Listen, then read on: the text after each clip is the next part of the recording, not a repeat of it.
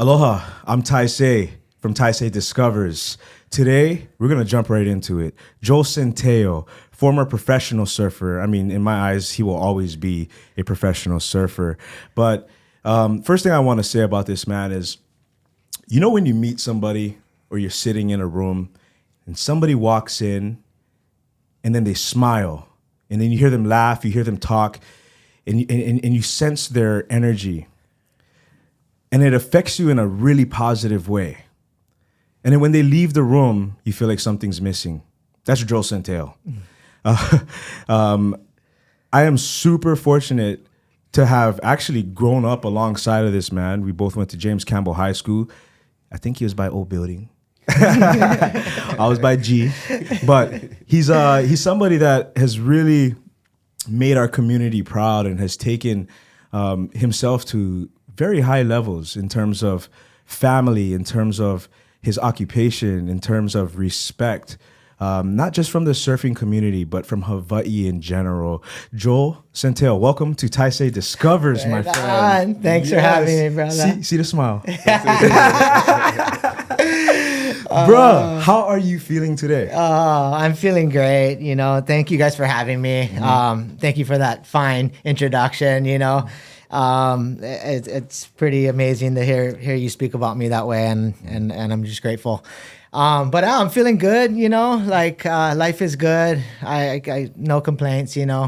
I'm working today. And this is awesome, so I can step away from my job and come be with you guys. And my kids are at school, my wife's at home, and my 3-year-old, and life is good. Yeah. Life is good. What does a typical day for Joel Centeio look like? So a typical day for me, it varies, depending on how the waves are doing. Yes. What the waves First and foremost. But for us, my family, most of us know, I grew up in Makakilo. Now we live on the North Shore in Wailua. We live on 5 acres. We live off the grid. We farm. And so a day for me today, I dropped the kids off at school. Actually took them surf before school, then dropped the kids off at school, went home, jumped on, did a little bit of my sales rep work. And then, same thing, lunchtime, doing a little podcast with Taisei. Yes. And then pick the boys up, do a little bit more work, and then probably take them back down to the beach and get them in the water. Wow, it sounds like a full day. Yeah. But it also appears to me from an outsider's perspective that you formulated your life in a way that you want it to be. Mm-hmm. And I think that a lot of us, that's kind of the goal, right? Mm-hmm. To go surf, take your kids to school, your wife's at your property, 5 acres. I don't know how one acquires 5 acres in Hawaii, but we'll get into that. Yeah. And then, you're also working for a very reputable brand in Florence X. Correct? Mm-hmm. So we'll get into all of that too. I do want to ask you first, do you know why you're on Taisei Discovers? Yes, I do. And I love what you guys are doing with the podcast. And I always loved what you did at Roy's and what you continue to do there. Yeah. And, and I just grateful that you wanted me to be a part of it and just kind of just be here with you guys. Awesome. So, I want to know, you are known for being a staple figure in the surf community in Haleiwa, but your origins lie closer to the west. Mm-hmm. You went to Makalani Elementary, while I went to Makakilo Elementary, and we're kind of, two schools that we're the best, opposing, you know what I mean? But from the same community. What are some of your earliest memories about being from the Makakilo Mauna? Yeah. The best memories, so I'm born and raised in Makakilo, Mm-hmm. So I've been there since day one. Lower Makakilo, mm-hmm. First left, second left, Akaula Street. I actually went to Makakilo, not Makalani. Oh, are you serious? But I'm sorry. My wife Ashley, she went to Makalani, so maybe that's where the confusion was. But it's funny, me and my wife's relationship. I'll just jump off subject a little bit real quick. Good. But her family is like original Makakilo family, and she grew up like 2 streets over from me. But I never met her until I was like 2021. How come she went Makalani then? She went to Makalani and then she went on the private school. It was just that's where her dad and her cousins wanted her to go, and so she went to Makalani. So we always have this funny joke with Makakilo Elementary and Makalani. Yeah. But growing up in that area, like absolutely loved it. I always people always trip out because they tend to call Makakilo Kapolei nowadays. And I'm like, no, actually, like Kapolei never existed. Like when I was growing up in Makakilo, all Kapolei was just cane fields, But the one cool thing about growing up on that hillside was, growing up with awesome friends like yourself, but also being just a few minutes from where I learned how to surf, and that was Barber's Point, and that's kind of where it all started. I growing up, I did do a few other sports. I did baseball and whatnot. That was pretty short lived. And then once mom and dad got me aboard, it was kind of like, okay, every day surf barbs. And I remember one summer, like as a kid growing up, I don't think I missed a day in summer. It was like, it was back when they had the full long summer, right? June all the way through August. And I don't think I missed a day. I would get dropped off down at Barber's to surf every day. And that was kind of it. Yeah. So you remember Bruno? Yeah. Remember how high he used to kick the ball? Yeah. As a kid, bro. Yeah. I think he worked for the city and county, and I think he watched the pool and stuff. But at our school, Makakilo Elementary, we were both Menehune. Yeah. That was the mascot. But had this guy Bruno, and he would at recess, he would grab the little red balls that we played dodgeball with and kick it super high. I don't know if now that we're adults if it was as high, but I'm pretty sure Brada had on leg, bro. One of the other memories that I remember growing up was when they burned the sugar cane, and at recess time, all the sugar cane ashes used to fall and everybody used to catch them. Yep. Yeah, I remember that. That was like such a crazy thing. But those are those things you remember as a youngster growing up in Makakilo, right? They're burning the cane fields, and then all the black ashes, they start falling down. Like, what is this? Yeah. And then it just kind of come and go. But the smell, I remember that kind of beat into my head. But it was crazy because it was like we were just up there on the hillside, and that was like that was it, really. Evo Beach seemed so far away at the time, and I always joke about it because when we would go, like when I was young, like the closest Taco Bell was like Pro City, And I remember my mom like, oh, we're going to go to Taco Bell. And we jump in and we go all the way to Pro City, you know what I mean? Or Longs used to be in Pro City, And then before you know it, it was like Kapolei came in hot. And then it was like, oh, there's a Longs here. Oh, there's a Taco Bell here, Safeway. Bro, I remember Blockbuster. Yeah. Waipahu, that's where we used to go on Friday nights for grab a couple VHS and go watch like Little Mermaid at home or something with mom. Yeah.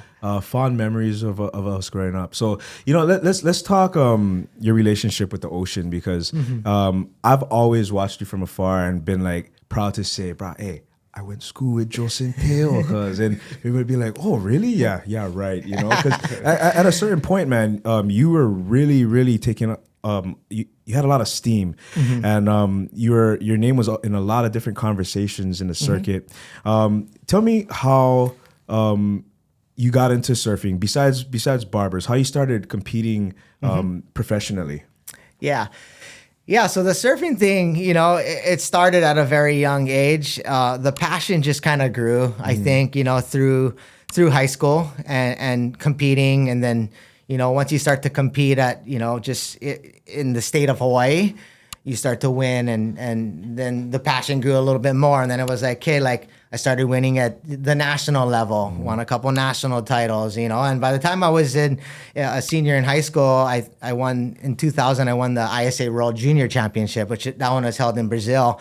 At that point, it was like I was so dedicated to the sport of surfing. Like not only I loved being in the ocean, and I loved the feeling of riding waves, and then you kind of started mixing that in with like winning surf competitions and that feeling of like, wow, like I could maybe do this as a living, and that's where I was like, okay, well, I'm head down, you know what I mean? And at that time, like the surf industry was a little bit different, like, Nowadays, it's changed a lot, and we can go into that a little bit later. But like there was contracts to be had, at young ages, really. Like I started making money when I was like 14, 15, and that was just like endorsements from sponsors. You know what I mean? That wasn't just like start doing pro juniors and pro events when you're 15, 16, and actually getting prize money.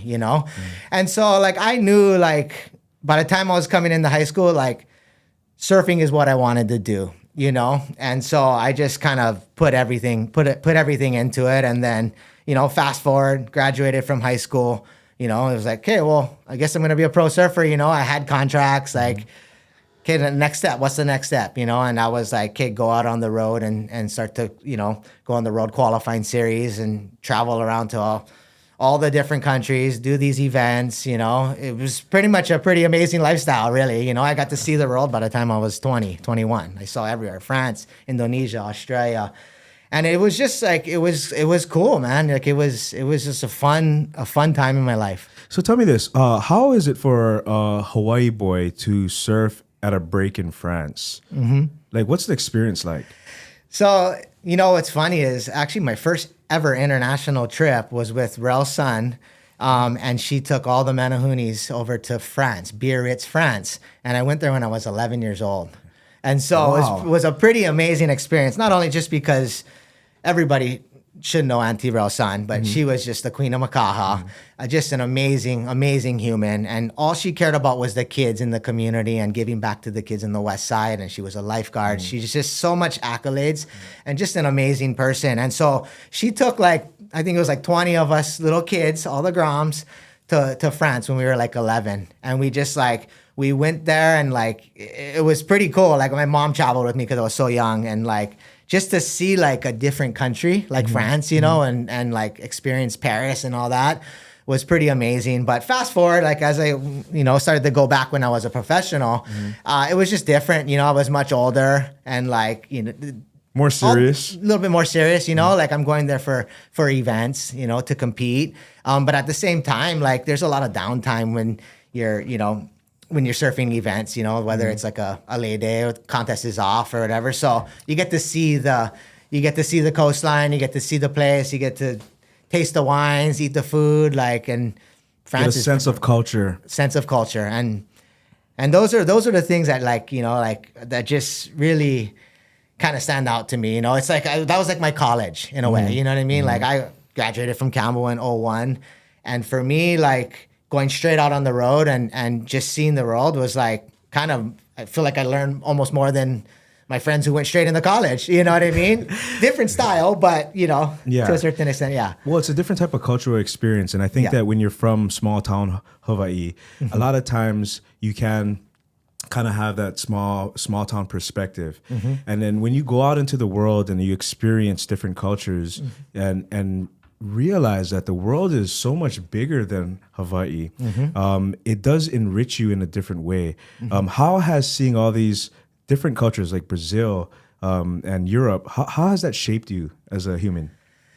Well, I think it shaped me as far as I learned real quickly that some countries are obviously safer, better than others, But what I learned right off the bat was Hawaii is a very special place, just being able to grow up here. It's safe, it's like the lifestyle is amazing. And I learned that with select countries. Some countries like France or Australia, super amazing countries, you know what I mean? But other countries, parts of Brazil were full third world. So it's kind of eye-opening for a Hawaii boy going to Brazil, and you kind of you go into these pretty gnarly poverty-stricken places, and you're there to compete, and you're whoa, there's a lot more to this than me coming to just go compete in this country and thing. You're you're driving by and there's families begging for food and stuff like that. And it's kind of eye-opening when you don't really never seen that before, but over the years you kind of get used to it, going to South Africa and you're whoa, it is different way of living, 100%, but I mean, it's all good. It was all good. And it was good experiences. But like I said, I mean, for me, I just loved Hawaii even more, you know? Yeah. You know, I talked about that on another podcast where it's like once you go experience what else is outside of Hawaii and you come back, you have a different appreciation for where you're actually from. Yeah. Right? Everybody's always like, I want to get out. I want to get out. You go out and then you're like, I want to get back in. Yeah. You know what I mean? To a degree. Yeah. So being that you've seen so many different breaks around the world, I'm curious, what was the most memorable wave that you've ever caught? Ooh, that's a good question. You know, I think I have probably two answers for this question. You know, I think a couple memorable waves just right here in Hawaii. Like one, you know, obviously people know that I won the Reef Hawaiian Pro at Haleiwa in 2009, and I won it with a specific wave. And you know, it wasn't like it was the best wave of my life or anything. It was just, you know, the moment in a final Triple Crown of Surfing event.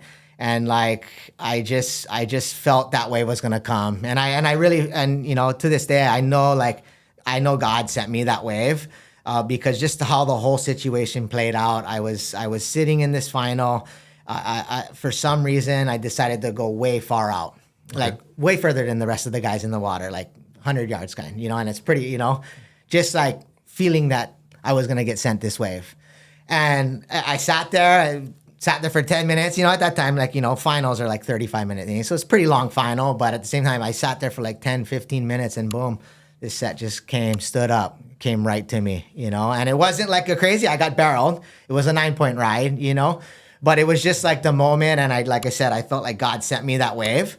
And, you know, like basically won the contest with that one. Can you explain the ride? Yeah, so the ride was pretty interesting, you know, because I mean, I surf Haleiwa a lot, you know, and so, you know, you can get barrels at Haleiwa, you know, but they're not like every wave type of thing, right? And so this one just kind of it broke further out. It was a bigger set for that particular day, and paddled into it, and really it was just kind of like all there was a barrel. There was no like high performance turns or anything, and so I just like stroked into it, got into it, and just pulled right up into it. Knew I was coming out the whole time, and just came out. And like, you know, at that time, like I had like a lot of friends and family on the beach. Like I could hear them erupt, and it was like, oh, I think this is mine. Yeah, I'm gonna finally win this event, kind of deal. And so, like I said, the wave wasn't like a crazy wave, but for the moment to like win an event was like that's what made it so special. Yeah. You know. But over the years, I've gotten way better waves than that, you know? But just like whether it's free surfing or other events or up at Pipeline or whatnot. Okay, so what makes a way better wave? So a way better wave would probably be like, okay, so another contest in Hawaii. So I probably got my best waves here in Hawaii, obviously. Okay. I've got some good waves elsewhere in the world, you know? But brings me back to a wave I got in it was the Pipe Masters Trials.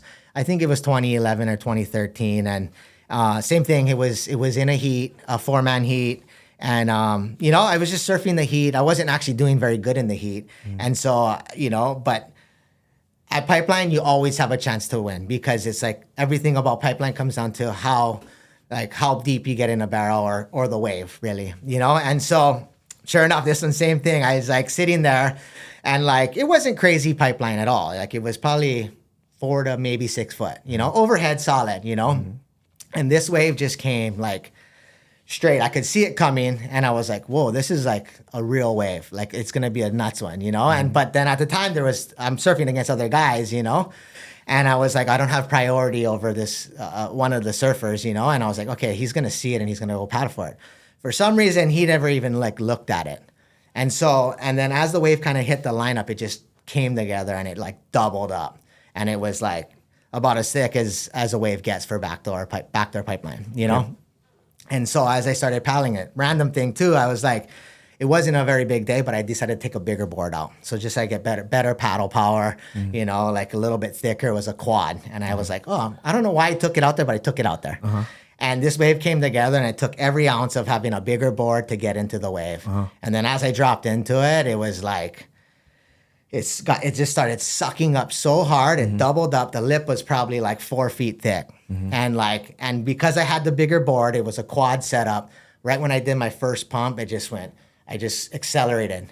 And I just came into this barrel that was just like, it was like an 8-footer, like probably about as solid as a back wave game. And I just Did a pump, and it was the most intense barrel ride like you'll ever sing. Like the sounds, and like as I started to come out, like the spit just went, and it just like almost blew me out the barrel. And then it's funny. I was like, because I was so far up on the board, because like when you're barrel riding, you have to be kind of further up on the board so you gain speed. You know, I was kind of in the middle of the board, so right when I came out, the end section came and just hit me right in the head, but like I fully came out, you know, and like same thing, the beach like kind of erupted, and like I was thinking, gosh, like the wave was intense, you know, and then boom, like the commentator was like 10-point ride, you know, and so that's probably the best wave I've ever got, you know, and it was just sheer, just like the intensity of this barrel, and then the spit and everything about it, and being in an event, like, whoa, I got a 10.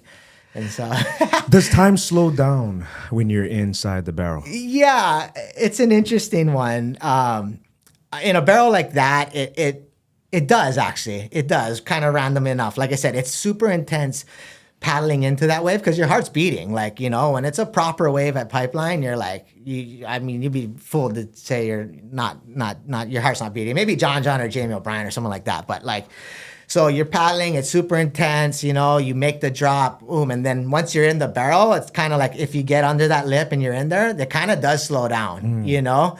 And then once you're spit out, then you're kind of like, oh, relieved, you know? It's like a more like a sense of relief. But yeah, it's interesting. And then all barrels are different, you know? Another one, like some, if you're small or big, or, you know, if you're surfing a barrel in Indonesia, like it's like you can toy with the barrel. But you're not toying with the barrel at like back there Pipeline, if that makes sense. Can you explain what that means? You can toy with the barrel.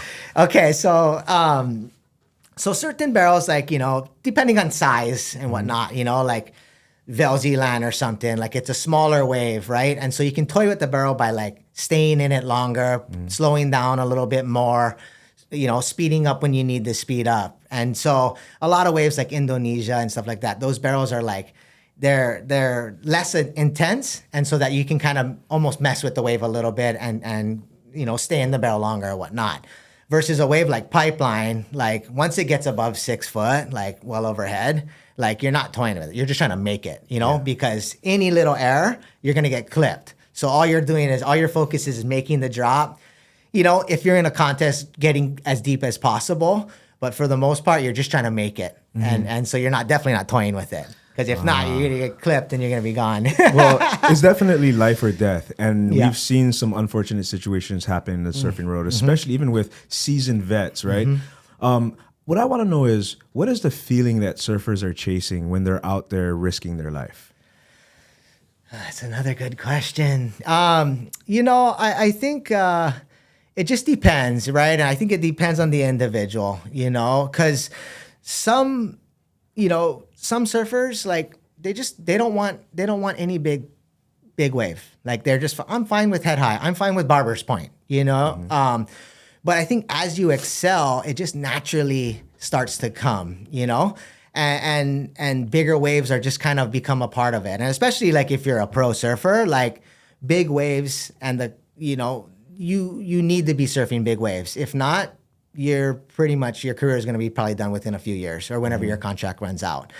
And so, you know, but I mean, for me, it was kind of this to get myself to like surf bigger waves, you know, grew up at Barbers, like, you know, like going out to the North Shore, like, whoa, okay, like this is a lot different than like White Plains, you know, like just rolly little whitewash. And so then you start on a 3 to 4 foot day at Haleiwa or Sunset, you know, or when you start to surf, Backdoor or Pipeline, you start on a 2 to 3 foot day. It just, it all depends, you know, but I had a kind of a turning point in my surfing career, because right when I was kind of turned pro, it was right when like big wave surfing became like this huge thing, right? It was like Shane Dorian's and like those guys were going to Jaws and like, you know, and like it was like, oh wow, like I like big surf, you know, like maybe 20 foot on the face max, you know what I mean? Those guys just went like, whoa, we're gonna go Jaws and it's like 40, 50 on the face, you know, and we're gonna paddle it, you know, not even like kind of bypass the toe thing. And I was like, okay, like I like big waves, but I don't really want to risk my life and go do that, you know? But those guys are like, that's another example of like, they're just on another level, like Shane Dorian's, Mark Healy's, I mean, John, Florence, his brothers, you know, like like they're just they that's all they want is like the heaviest wave, and they every time it's good or big, they want that, you know. And not that I didn't want that, I just wanted it a little smaller. Oh well, I think that's you know, your conscience, and especially your role in your children's life. Not to say that these guys aren't concerned, but there's just another factor with these guys that allow them to press the limits of the human body and the human mind, right? Like it's really a lot of mental. Yeah. I know if anybody is watching has never paddled on, we'll say a longboard, but actually even a shortboard. If you try to paddle on a shortboard and you've never done that before, you're dead in the first, you know what I mean, 20 feet, because it takes a lot to move a small board, right? Man, this insight is crazy. I do want to talk about the dangers of pipeline, though. Yeah. Can you give the viewers that maybe don't know anything about surfing some of the dangers of pipeline? Yeah. So, I mean, obviously everybody knows of pipeline, you know. They don't really know what it takes for that wave to be such a special wave, you know. And so what makes pipeline so special is, you know, for one, it breaks so close to the beach. And then for two, you have basically deep water, and then you have a shallow shelf. And so when those waves ranging, I mean, anywhere from 8 to 10 feet, 20, 25 foot on the face, they come from the deep water, they hit that shallow shelf. It just causes like basically what we call like a slab or like just a barrel that's gonna go, you know, pretty square. And so it's an intense wave. Like you need to stand up quickly.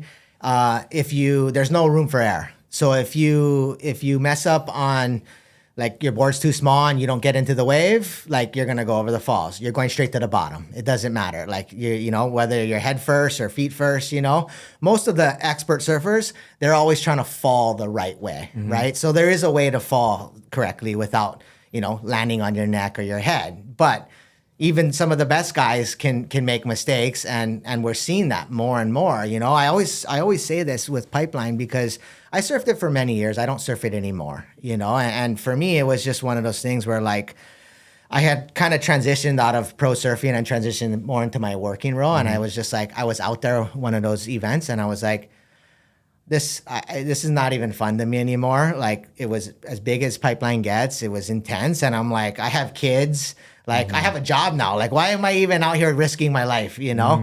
Because it was so crazy how gnarly the waves are. But the thing with pipeline is it's like, you know, and we're seeing it more than ever now is people are getting hurt, you know? You know, broken legs, like I mean head injuries. Kala Grace. Yeah, Kala Grace. You know, I was there. I was judging the backdoor shootout, and it was like intense. Like, you know, it's like, and that's the thing, it's like we have some of the best water safety in the world, and those guys are on it, whether it's Hawaiian Water Patrol or the North Shore lifeguards, you know? So when there's an event, like in Kala Grace's thing, usually like the skis are there within seconds, minutes, you know, or if not, you know, like that's the one good thing about pipeline. Like it's the camaraderie. Like the boys are always looking out for the boys. And then you got Hawaiian Water Patrol, and then you got like North Shore lifeguards, you know? And so I remember Kala's wave. So he took off on the wave. He pulled into this barrel. It didn't make it out. And I was like, oh, I saw him come up. I was like, I wasn't like thinking about it, but I saw him come up because I was on the judges tower. And then I saw him paddle. So I saw him, I think he pushed over like to dive under one wave. And then the second wave, he did it again. And then he never came up. And we're like, you know, and then we were kind of like, you know, judging. So we were kind of like, I wasn't really paying direct attention to him. But then we just noticed like, oh my gosh, like he never came up, you know? By then it was like, I think it was Nolan Keolana was the first one to him. And so that's the thing with pipeline. So it's like, everybody sees it, it's so close, it's barreling and everything. The water's moving left to right. So it's sweeping fast down to Ehukai Beach Park. And before Nolan even saw him, like, you know what I mean? He was Kala was underwater, and then Nolan was like, got him by like Ehukai, right by like Gums and Ehukai, which is the next wave over, really. It's like about probably 150 yards from where he was been underwater, you know? Luckily, he was attached to his leash, and that was like, and so Nolan didn't have anybody to ski, so Nolan just pulled up and then jumped off the ski and then grabbed him up, you know?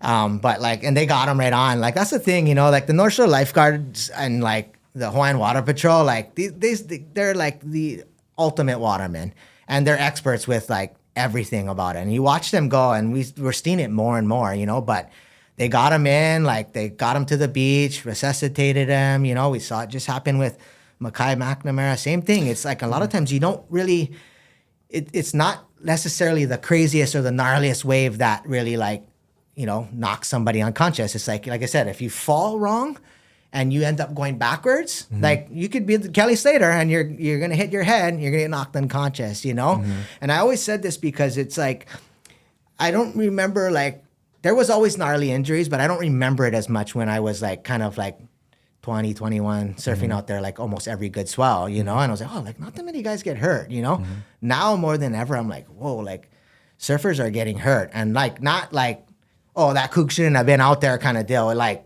the best guys out there are getting hurt, And I think that just goes to show like that's pipeline. Like you never know.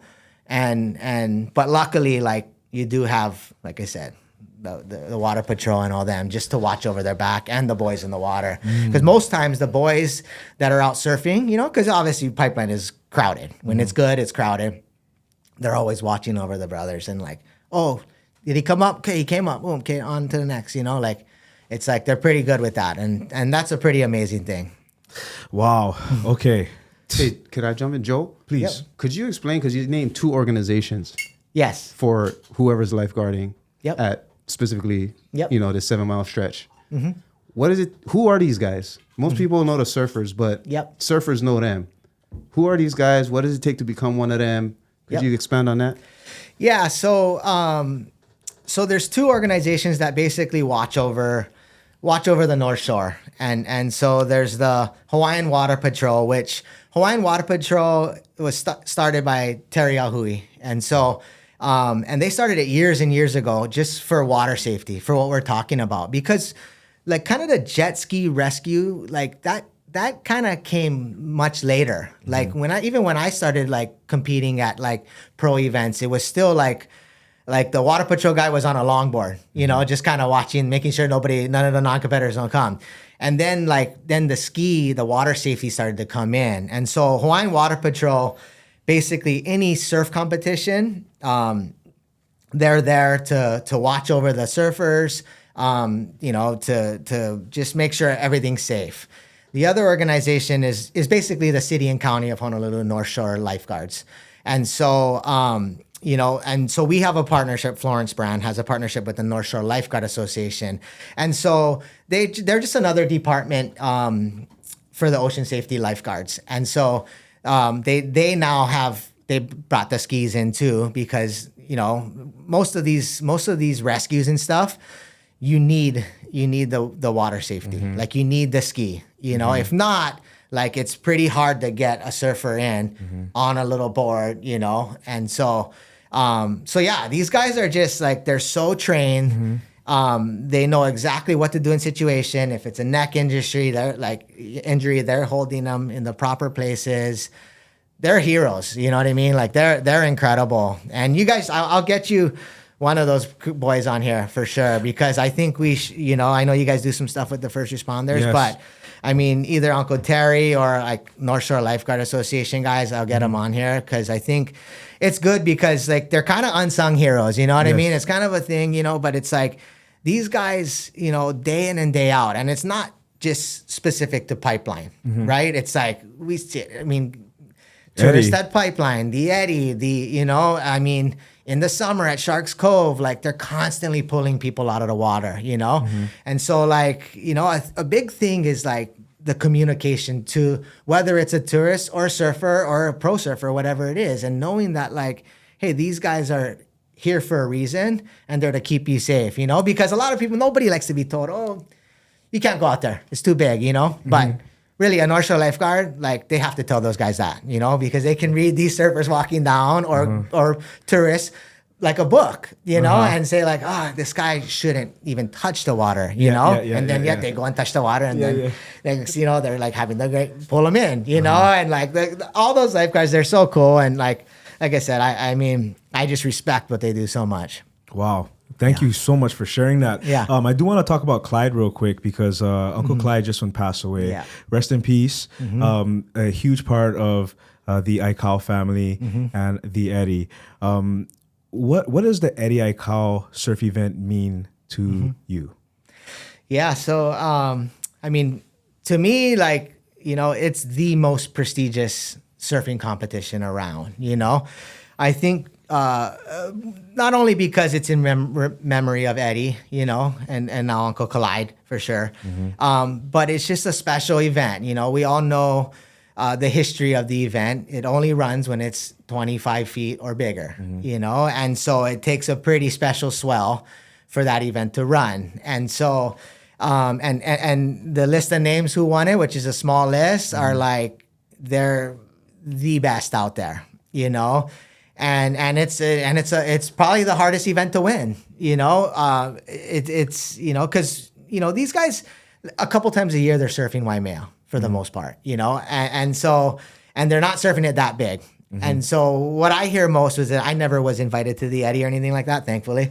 But like, it's like when the Eddie runs, the wave turns into a different wave than per se like your normal 20-foot swell out there, where it's like, oh, it's like party wave. There's like guys are just dropping in, it's crowded, When it's the Eddie and it's big enough and it's doing its thing, it's an intense drop, And the invitee, just to be on that invite list is like it's like the biggest honor, And then to like do it for what we all know what Eddie Aikau did, and and so it's just a special event. There's so much history behind it, and I think it's the best surf event around. It's a Super Bowl.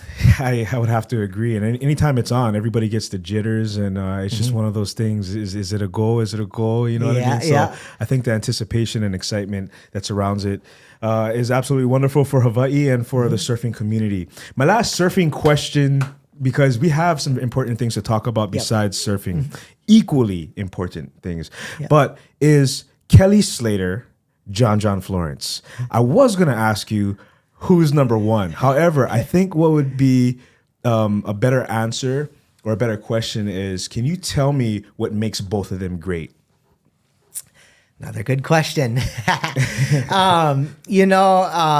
They're both great, like I think the most important thing, I think, everybody knows Kelly Slater, I mean, he's the greatest of all time, I think with someone like Kelly Slater, and I question is like, it's like, he's the greatest of all time surfer, you know what I mean? I put him on like, he's probably the greatest of all time athlete, because the guy's been through like 3 generations of the best surfers and has handled them all. And so Kelly is just on his own little pedestal, but the main thing with Kelly, like, as I know him personally, he's a great guy, like he's a super genuine guy. He loves surfing. He loves the golf, like he just, everything he does and did for all those years was for the sport of surfing. And so in my opinion, he's the greatest of all time athlete. John, on the other hand, I met John, I mean, a really long time ago when he was like a little grom, fast forward him, John is an incredible human. Like he is just like, he's so down to earth. Like everybody loves him, not just like, the surfers of Hawaii, like internationally, like in Brazil, like people just love him because he's just a humble, amazing, amazing surfer, but he's very likable, and it's pretty cool to like see kind of how his career went. And, he won his 3rd world title last year. The things that John's doing are just different than what Kelly's doing. Kelly was so like, I'm going to win titles. I'm going to win titles. I'm going to win titles, For John, it was like, John's like, okay, he won his first 2 titles like 7 years ago, and then he had to deal with a lot of adversity with injuries and whatnot. And so, for him to win this 3rd world title was just like a special thing for him, and that was like aside from him like starting his brand, Florence Marine X, and so, I think they're just two amazing surfers that wave the flag of surfing, and there's probably no better guys, really. Wow. Yeah. Okay, well, that was a great assessment, and that's kind of what I wanted to hear was the awesome points about both of those men. And I said that was my last surfing question. My last surfing question is about artificial waves and your thoughts on that, because I know Kelly has his surf ranch, and there's a lot of other. I think there's some in France. There's one in Texas. But what are your thoughts on artificial waves? My thoughts are, I love the artificial waves, to be honest. You know, I think they're cool. You know, I know when Kelly announced, you know, Surf Ranch, you know, like this is the best artificial wave. I was blessed enough to go actually surf the wave twice. You know, but artificial waves in general, like, they're pretty darn cool, you know? And I was just talking to my buddy about this now because we're seeing them pop up, like Aikau, you know, which is more of a stationary wave. I went to the one in Waco. You know what it is like artificial waves may not make sense in Hawaii because we have the best waves, you know, natural waves, you know? But for somewhere like Waco or the middle of America or anywhere really, it's great because it's like, it helps grow the sport, you know, and it gets people in the water and it gets people falling in love with the sport of surfing, you know, and the technology with the waves now are getting so good, you know, like I took my kids 2 summers ago, I went to the one in Waco and like, it was like a cool surf trip, you know, like it wasn't like big waves or anything, but like that wave is super fun for me, like an adult. And then my kids who's like, you know, little Groms. And like the wave just comes every time, you know what I mean? Like the pool's pointed in a certain direction where the winds are always offshore, like, you know? And so it's like, it's just a perfect scenario. And I think it gives the broader public access to surfing, you know? And there's going to be a lot more wave pools popping up. I know, like, I heard like there's like 20 already in the States coming up any day now. And so... Well, I think anything that brings people into the world of surfing is something positive in general for surfing. Yeah. But don't come to your home break. Yeah. Don't tell them where the home break is. Okay, so it's so hard to not talk to you about surfing because you're so passionate and you're so articulate when it comes to it. You're very knowledgeable about it. But your relationship with the ocean is just as strong as your relationship with the land. Let's talk about beach to farm and your sustainable practices and your way of life. When it comes to living off the grid, farming your own vegetables and fruits, raising your own animals, and processing them and enjoying them and sharing them with your family and your community. What is going on with that, Joel? You know, so the farming and living off the grid, all that kind of came a little bit out of left field for us, you know. Grew up Makakilo, pretty much bought our dream house in Haleiwa. I could run across the street and go surf my favorite wave. And then kind of right around 2018, 2019, just before COVID, my in-laws from Makakilo were like, we're going to buy this lot. You know, 5 acres in Wailua. And like me and my wife like always drove down the backside of Kaukonahua Snake Road. Yeah. And always looked towards Mount Kala and we're like, wow, that's the dream right there, you know? And so we're like, oh, cool, you know? And so we kind of encouraged, you know, her parents to like, oh, maybe you should get that lot, you know? Yeah. And like the whole family came and took a look at the lot and mom and dad are like, yeah, let's get this lot. You know? And so from there forward, we were still in Haleiwa, right across the street from the beach.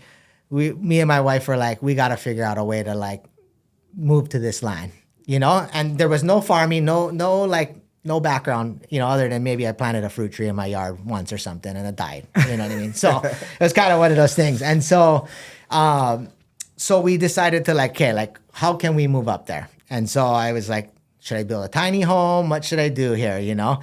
And so I came across this office trailer, turned it into a 2-bedroom. Took me a lot longer than I thought because I have no skills in carpentry or anything like that. Thankfully, I have a ton of good friends that just are like, okay, like, this is what you do that, okay? And then finally I was like, okay, paid my friends, said, let's finish this thing, you know? And so, where that zone is, like, there's no option to tie into Hawaiian Electric. So it's off grid. So the only thing that came with the lot is a well. So we got our fresh water. So water's obviously very important one. And then, so once we finished our 2-bedroom, we were like, solar, you know? I was like, oh, solar, okay. Solar, batteries, let's see how this goes, you know? But our whole goal was to just move up there, you know? And so during that time while we were doing the construction, and just before that, my wife decided to take a program called Go Farm Hawaii. And so they basically teach you to farm, like commercially, and it's like a 6-month class.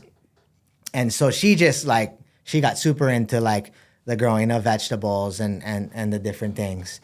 And so we were like, okay, well, like we, you know, she's learning that, we're gonna move up here. Okay, let's figure this out. And so, yeah, from the time we got up there, like COVID happened. And we're like, oh, okay, like we have a lot more time now, you know? That's the one thing with farming. It's like, it's hard. It's a lot of hard work, you know? And 5 acres is a lot of land. And like when we first got the land, the whole lot was like, it's California grass, like guinea grass. So it's just like, you know, we see it everywhere. Itchy, gnarly. And so it was like, okay, like if we're gonna farm this land, then we have to start to clear the land and like figure out what we want to do. And so, you know, with my wife and kind of what she learned in that program, we like just took it straight into it. And then as we came into COVID, it was like, whoa, like my job kind of went at a standstill, you know? I'm like, at that point I was like, you know, sales rep for Hurley. And I was like, well, there's no tourists coming in. There's no, like the company that owns us, like there's no selling of Hurley products. And so I was able to just be like, oh, we're gonna hammer the farm, you know? And so like our whole family just took that time to just like put fruit trees in the ground, and then put vegetables in the ground, and just really start to like figure out what we wanted to grow, what we wanted to eat, you know? And that's kind of where we ended up landing as far as like, you know, like everybody always asking, oh, what do you grow? What do you grow? And I'm like, well, for one, we grow like what we like to eat. You know, it's like we're not gonna put like, you know, some random tree and then be like, oh, I don't even like this fruit, you know. So we just like we put in fruit trees, you know, and we want mangoes, you know, we want an ulu tree, we love avocados, we want avos. Okay, we're putting in avos, you know, we like citrus, we love oranges. Like, okay, we're gonna put in some citrus, we're gonna put in some lemons, some limes, you know.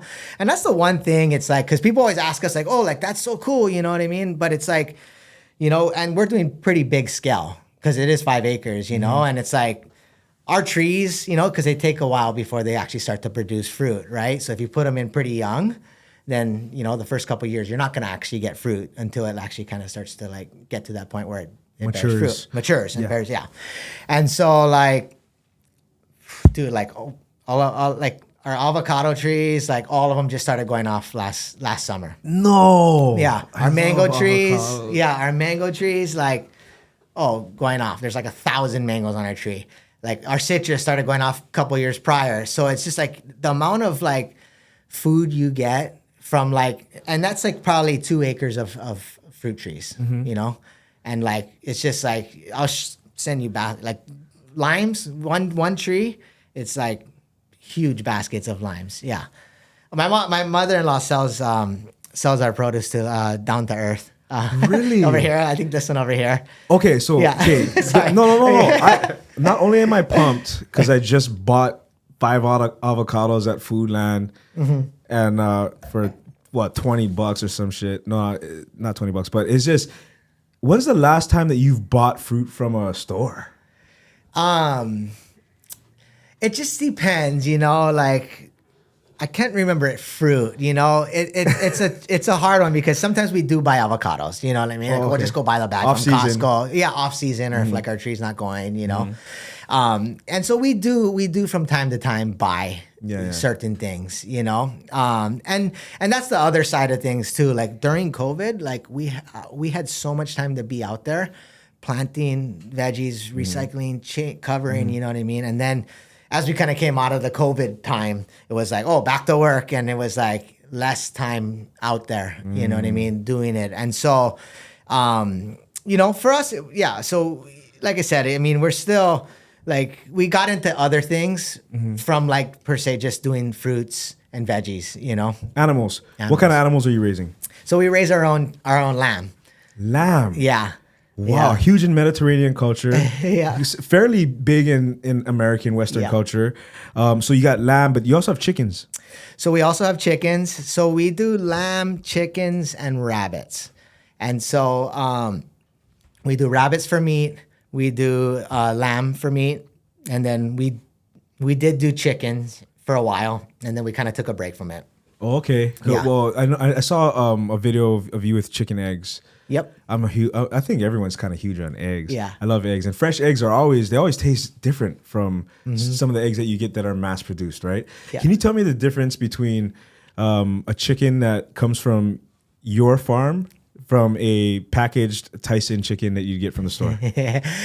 That's a good question. So we, when we were raising our own meat chickens, we made sure that we fed them the right things, right? And so the difference between our chickens versus like a Tyson packaged chicken is our chickens are raised on grass. And so they're outside and they're on grass. So they're getting all those awesome nutrients, whether it's the bugs and the different things or the veggies that we throw in there. And then with the feed, we got pretty into it because we're like, how can we like make the best tasting chicken, you know? And so then a couple of summers that we did the chickens, we brought in 100% organic feed from the mainland. So we just buy a big pallet of it. And then we'd feed our chickens like the best feed as well too. And so we feel like we got it down to a T where like, okay, like this chicken, I can taste the difference in our chicken versus is like our Costco chicken or something, you know? And it just tasted a little bit like, I don't know, just better, you know? I've definitely had like just like fresh organic chicken before that was freshly butchered, and it has a different tenderness, it has a different flavor, and no antibiotics. Yes.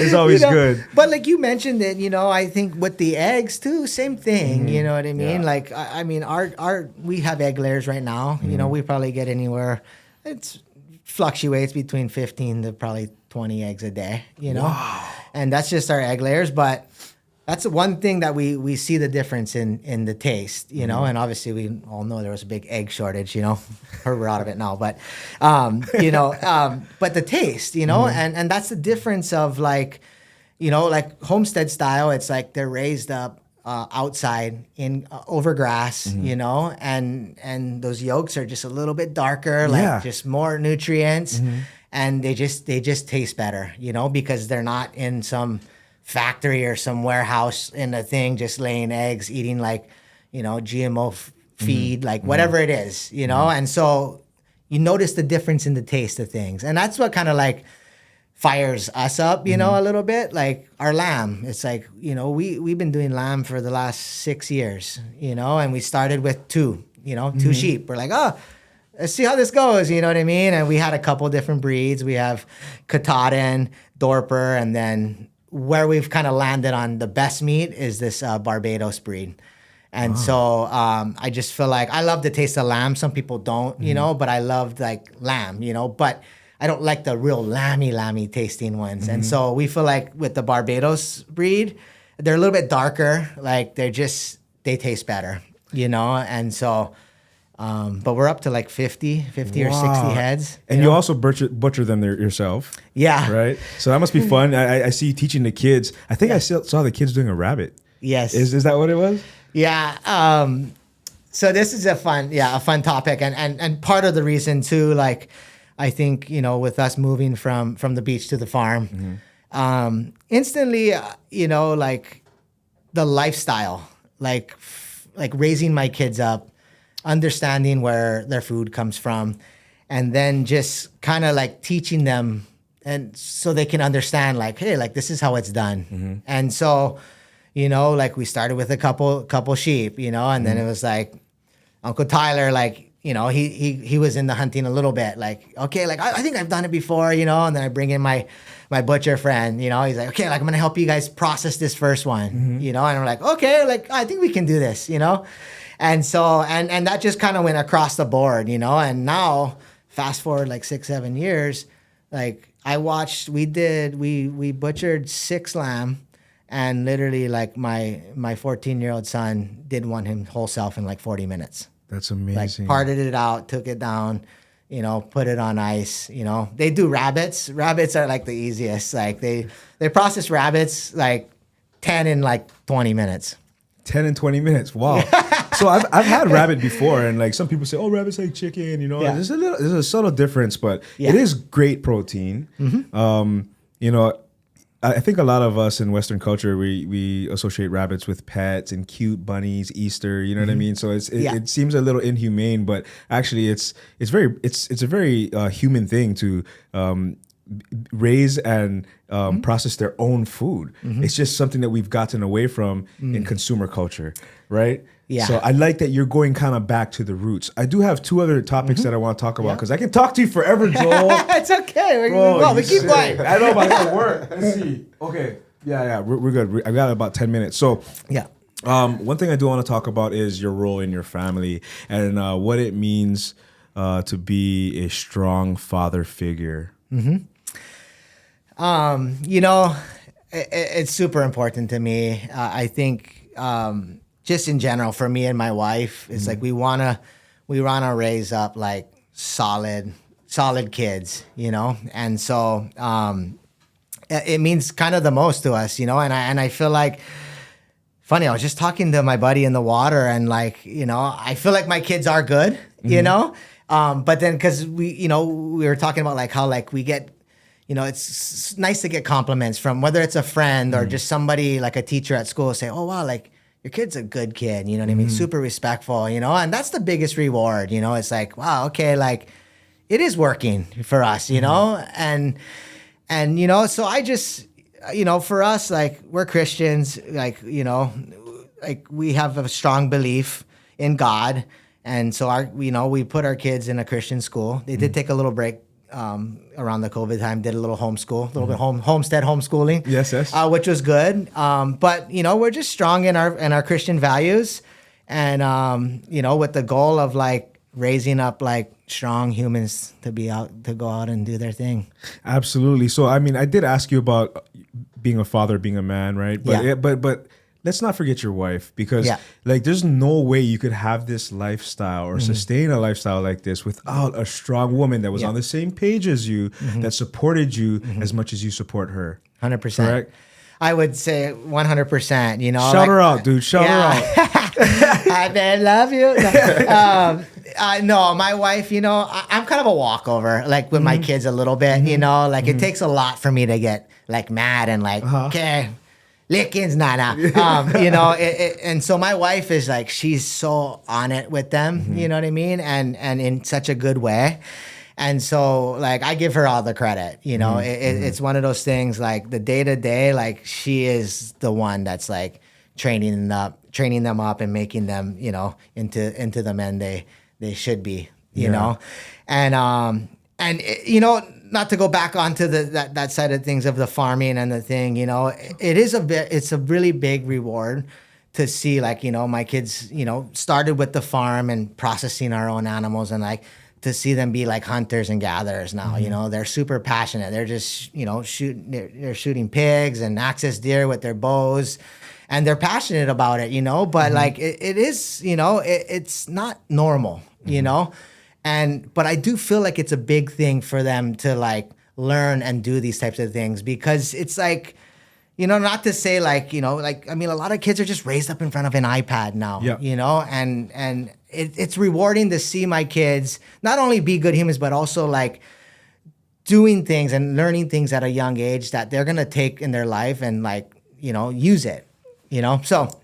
Bro, I would love to bring my daughters. I'm going to invite myself. Yes. The whole family, 100%. I've known this guy for years, but I think at one point I might have asked you, but I would love to just show my daughters, like, this is how these people live. Yes. You know what I mean? Even Kenji, bro.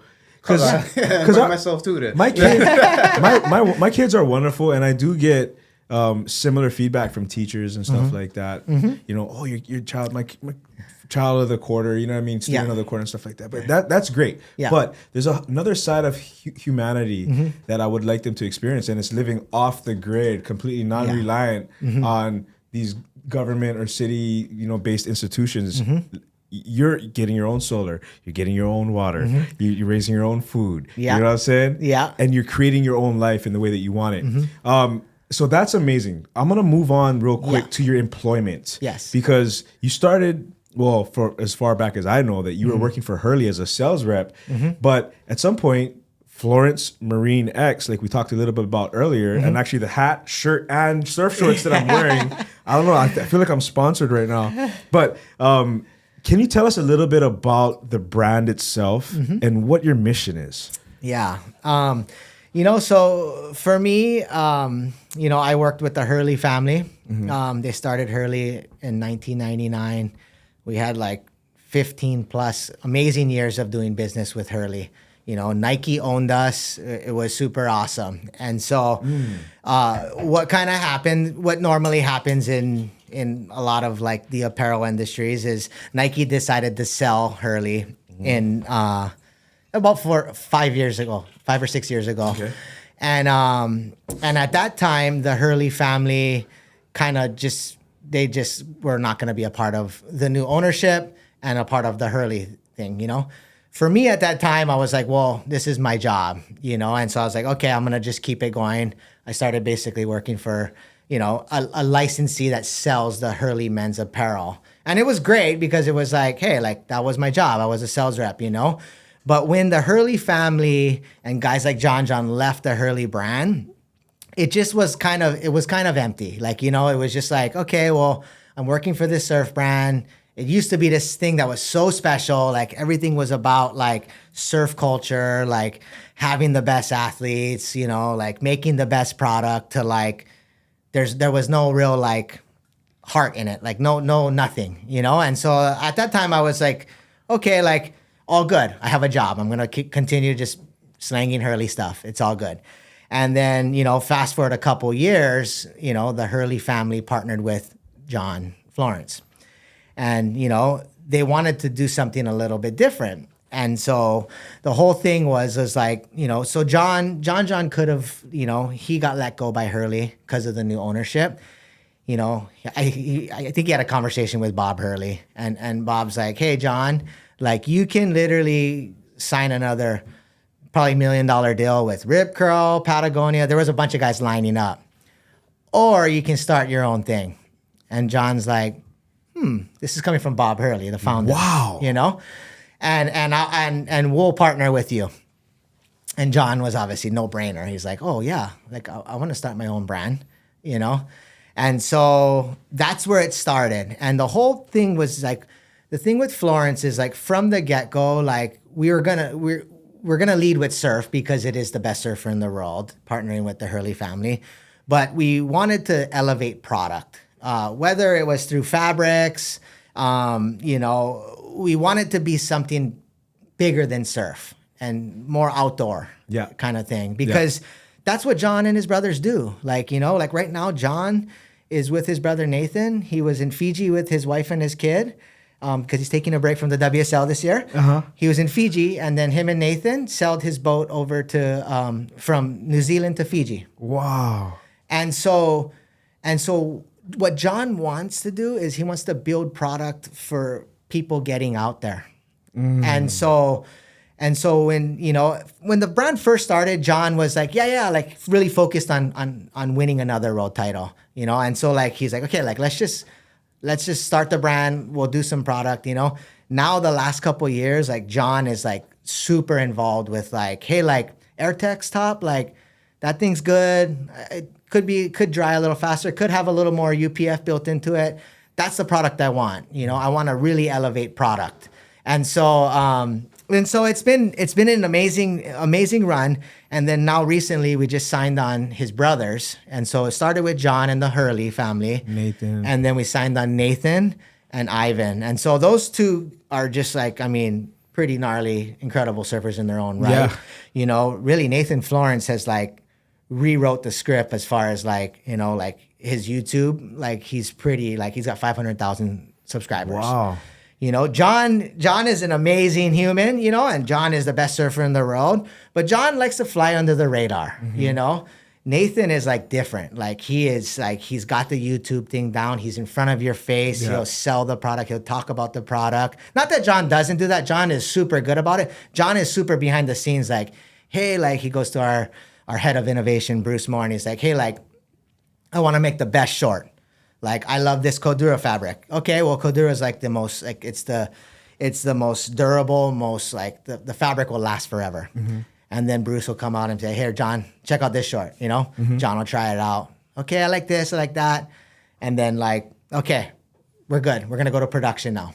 And so that's where we're at on the product side. And then we have this program with our brand where it's like the test pilot program, where we're actually like getting like-minded, whether they're surfers or paddlers, outdoorsmen. You know, if we're gonna come out with a puffer jacket, or if we're gonna come out with a new paddle short, we're getting it in those test pilots' hands. They try the product, they give us feedback, and then we make the adjustments, then we put it out to the market.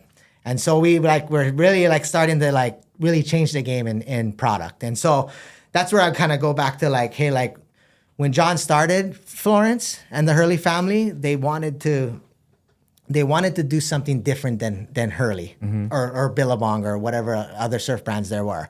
They really wanted to elevate and make product that like, I need that. If I'm gonna go on a surf trip, I need a hooded rash guard. I need an Airtex top. I need that hat, you know? Or if I'm gonna go into the mountains, then I'm gonna get that puffer and I'm gonna get that Cordura covert pant. Okay. And so it's pretty cool because like we're 4 years into this thing. We're a small brand. I'm just a general manager for Hawaii, kind of, you know, sales rep. And Tahiti and Guam, right? And Tahiti and Guam as well. Yes. And so humble guy. What you wearing right now? That top. Yeah. So this is our Airtex Expedition shirt here. So this is just like our style woven. You know, most of the other surf brands, I'll say, like it's more of a cotton woven, you know? But John is like, hey, like I want to incorporate Airtex. You know, Airtex is a breathable fabric, so it's breathable. I got sweaty pits, but you know, all the detail, you know, like the zippers, the breathable fabric. Airtex has like a 30 UPF into it. And so we want to elevate. So we don't want to just do like a normal woven that like Quicksilver or Billabong's going to do. We want it to be like an expedition woven. And it's meant for being able to be durable in the elements and also keep you safe from the elements like the sun, dry quickly. So when it comes to cold conditions, but really just one of those shirts that you can have for 20 years. Exactly. Type of deal. What is the shirt I'm wearing? I got this from a U.S. Coast Guard rescue swimmer, Mark Peer. Thank you very much. This is one of my favorite shirts now. But what kind of fabric? What is this? Shout out to the Coast Guard guys, because actually, you know, Mark, who's obviously a longtime friend, we go way back, surfing barbers, grow up surfing together. He was one of the first ones to get kind of our Florence products onto some of the rescue swimmers and whatnot right here at Barbers. And so that's actually our original Airtex top. And, you know, like what I was talking about with a product, like, you know, Airtex has kind of like, it's gone on to new generations, you know? And so that was like our original version. And so that's the Airtex Gen 1. The newer version is a bit softer hand feel. It has a bit more UPF built into it, quick dry. And so, but that's a good shirt, you know? But the newer one's better, and I just got you a new one too out there, the hooded one. So. Oh, snap. Okay, well, I guess it's good timing. Let's see what those new products are. Okay, let's go. Yeah. So here's like this would be like our Airtex Gamma short here. So here's what I'm talking about. So like the Airtex fabric here is going to be like that more breathable, just all the technical aspects that I told you. This fabric here is our 4-way Abyss stretch fabric. And so quick dry. And so like I said, a lot of our products like are going to be like built to like go surfing in. Like it's a technical board short. Which you probably won't see me doing, but yeah. I'll still rock the hell out of it. No, this is good. You know, it's funny. Like a lot of our products are like super comfortable. Like sleep in those things. You'll be like, blow your mind. It's so comfortable. I slept in these last night. And so this is an old one. Yeah. And you know what I like about Florence brand is that the pockets are in places that you wouldn't normally have them. Yeah. But they're still comfortable when you put your phone or your wallet in it. Yeah. You know what I mean? You guys are thinking outside the box in terms of like design. Yes. Yes. And then here's another top. Like, I think this is my favorite top here. And so this is going to be our Airtex long sleeve hood. And so, like I said, the one you have on is the Generation 1. Mm-hmm. This one is a bit softer. This is an incredible top. So like I said, this thing will keep you cool, you know, have the sun protection, quick dry, like in water, out water. Like you can wear that into the sun and be like feeling good. Yeah. Yeah. Okay. And so this is like a great top. The other fabric, which I didn't bring, is the Cordura fabric. I'm actually wearing the shorts here. It's like a stretch nylon. It's the most durable fabric we have. Like our utility shorts. Like, so that's the thing. We try to like have different terminology for product, you know. So, you know, we call our walk shorts would be like utility shorts. So they can be used whether you're, you know, on the boat, working out, or working in a restaurant, whatever it is. Like this is like, this short will like handle, if it spills, it'll just like, it's a good product and it lasts forever. And so Cordura is a fabric that like you'll see like in our line more and more. Like if you go on our website, like, oh, we're coming out with a Cordura pant. We're coming out with like a more utility shorts, and we'll go deeper into it. Now, like our board shorts are actually all in this fabric. And the reason we're going with that fabric is because versus that kind of soft 4-way stretch Abyss board short that you have on now, like, you know, Nathan's like, hey, like when I'm surfing like the craziest waves, like this fabric, like if I hit the reef, it's durable enough, it's not gonna split, you know, it gives less rash. And so like we're just gonna continue to keep elevating the product, and we do that with innovation. Well, you know, I really hope that this material, when I go shopping for fruits at the local grocery market, doesn't rip when I bend over to pick up my child.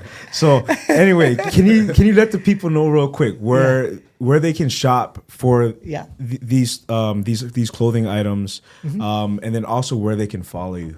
Yeah. So. You can find Florence at most surf shops, and so HIC, Town and Country, Local Motion, Hawaiian South Shore. In August, we opened our first kind of flagship store, which is Florence Haleiwa. It's right there near the Haleiwa Joe's. That's where you'll probably get the most Florence products. We have pretty much every one of our SKUs in there. We're open Monday through Sunday, every day, 10 to 6. And come check it out. What about online though? Online, FlorenceMarineX.com. Okay. Yep, that's our website. You know, you can get the gear, you can shop it anytime you want. And then what about if people are interested to see more about what you're doing with your Beach to Farm? Yeah, so we have an Instagram handle. We've been trying to get the YouTube thing going, but at Beach to Farm. Okay. And then my own personal is at Joel Centeio. Right on. Well, you know, I do have to get to work, but I just want to say thank you as well, because he did bring this wonderful Whitehaven New Zealand Sauvignon Blanc from Marlborough. I don't know how he knew, but it is one of my favorite styles of wine. Joel Centeio, thank you so much. It was a pleasure. We went overtime because of how easy it is to talk to you, man, and how passionate you are. Yeah. I love you, man. Love you too. Thank you. Thank you. Yes, and I'm proud of you boys too. Thank you. I love that. This is super awesome.